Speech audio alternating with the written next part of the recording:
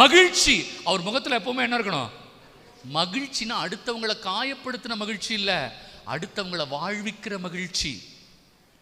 சில பேருக்கு மகிழ்ச்சி அப்படி கூட கிடைக்குது. போதை போட்டுட்டு மகிழ்ச்சின்றான்ல, அவன் போதையை சாப்பிட்டுட்டு மகிழ்ச்சின்றானா, அந்த மகிழ்ச்சி இல்லை. அடுத்தவங்களை கொலை செஞ்சுட்டு ஒருத்தனுக்கு மகிழ்ச்சி வருது, அந்த மகிழ்ச்சியா இல்லை. அடுத்தவர்களை வாழ்விக்கிற மகிழ்ச்சி. அப்புறம் அமைதி.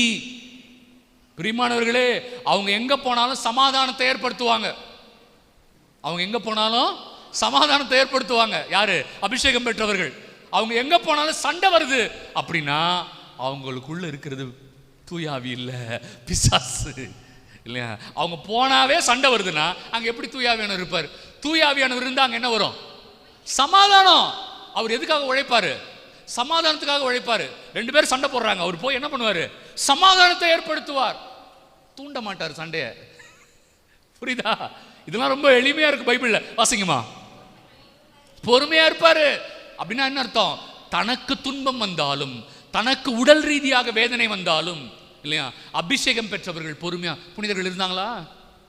அவங்கள கொல்லும் பொழுது, துன்புறுத்தும் பொழுது பொறுமையா இருந்தாங்களா? புனித லாரன்ஸ் சொன்னாரா, இந்த பக்கம் வெந்துருச்சு, இந்த பக்கம் திருப்பி போடுங்க. பொறுமையா இருந்தாரா?